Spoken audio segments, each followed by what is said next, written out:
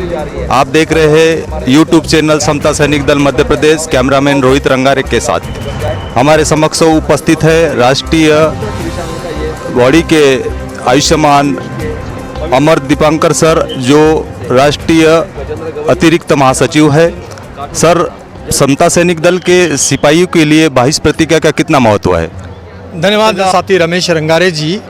सबसे पहले मैं समता सैनिक दल मध्य प्रदेश इस चैनल को शुभकामनाएं प्रदान करता हूं, और मैं अमर दीपांकर अतिरिक्त महासचिव समता सैनिक दल के माध्यम से आज के अवसर पर थोड़ा आपको समता सैनिक दल की जो हिस्ट्री है, जो इतिहास है, उसकी ओर ले जाना चाहता हूं। डॉक्टर बाबा साहब अम्बेडकर ने देखा कि इस देश के अंदर में अगर हमें कुछ क्रांति करनी है तो हमें कुछ लोगों को, अर्थात गरीबों को, उन लोगों को जिन पर अत्याचार होता है, जो असुरक्षित महसूस करते हैं और ना बराबरी के शिकार हैं, ऐसे लोगों को इकट्ठा करने की उन्होंने बात सोची। और ये प्रेरणा उन्होंने ली, किससे ली? 1917 में रशिया में क्रांति हुई थी, और वो क्रांति में वहाँ के जितने भी गरीब मजदूर, खेतीहर मजदूर, जितने भी लोग थे, दस्तकार, काश्तकार, जितने भी लोग थे, उनको इकट्ठा करके उन्होंने एक सेना बनाई जिसका नाम उन्होंने दिया था लाल सेना,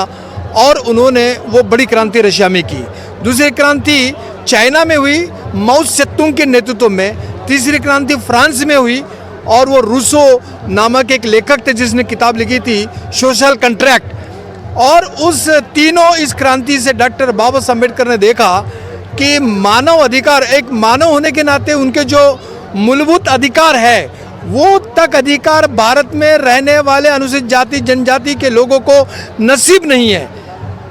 अनुसूचित जाति जनजाति के लोगों के पाले हुए कुत्ते, जानवर किसी तालाब में जाकर पानी पी सकते हैं, लेकिन उस जानवरों के मालिक अनुसूचित जाति जनजाति के लोग उस तालाब के पानी को छू भी नहीं सकते, पीना तो बहुत दूर की बात है। तो इस तरह से इस जुल्म को ख़त्म करने के लिए, उसका विरोध करने के लिए डॉक्टर बाबा साहब अम्बेडकर ने 1924 को भीम सेवा दल की स्थापना की।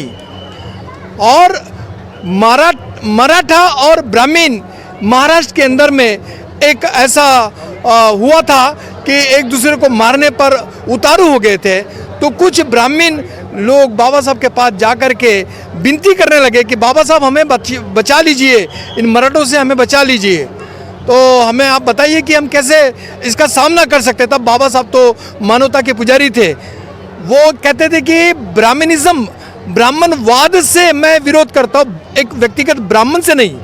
और इसलिए उन्होंने सुझाव दिया कि मैंने भीम सेवक दल बनाया है, ऐसा कुछ आप कर सकते हैं।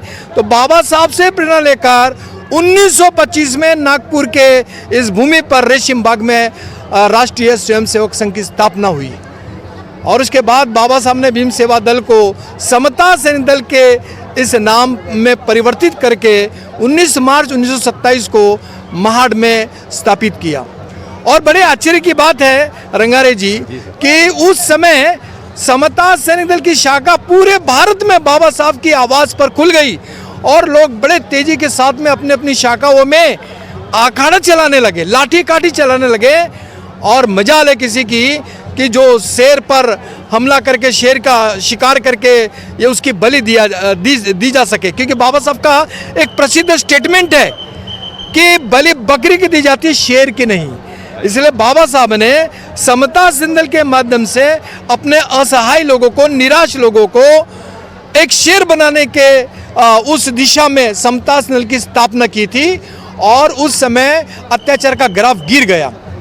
और आज भी मैं इस दीक्षा भूमि से ये संदेश देना चाहता हूँ कि जहाँ जहाँ समता सैनिक दल है वहाँ अत्याचार नहीं होता, और जहाँ जहाँ समता सैनिक दल नहीं है वहाँ पर अत्याचार होता है। और इस कारण मैं भारत में रहने वाले सभी लोगों को, अम्बेडकराइट और बुद्धिस्ट लोगों को, अनुसूचित जाति जनजाति ओबीसी के लोगों को ये संदेश देना चाहता हूँ दीक्षा भूमि से कि अपने अपने गाँव में समता सैनिक दल की शाखा स्थापित करो। अभी कुछ विगत दिनों में नागपुर में सामाजिक उत्थान की दिशा में संविधान को बचाने के दृष्टिकोण से एक कार्यक्रम हुआ था, जिसमें मुस्लिम समाज का एक नेता पाशा, मोहम्मद पाशा, उसने अपने शब्दों में कहा था उस कार्यक्रम में कि आरएसएस को अगर कोई जवाब दे सकता है इस जुल्म करने वाले लोगों का अगर कोई जवाब दे सकता है तो वो बाबा साहब के द्वारा बनाया गया समता सैनिक दल ही दे सकता है।